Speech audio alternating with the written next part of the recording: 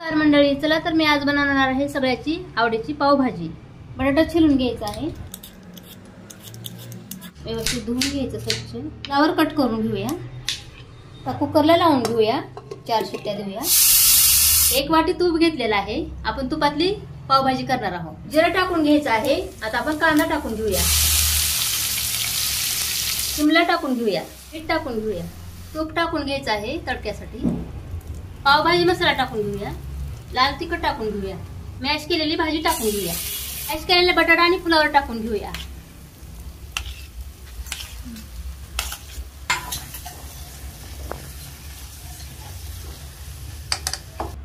लागल तसं पाणी टाकून घेऊया। आपली पावभाजी तयार झालेली आहे। आता आपण कोथिंबीर टाकून घेऊया वरनं। व्हिडिओ आवडल्यास लाईक शेअर, चॅनलला सबस्क्राईब करा। धन्यवाद।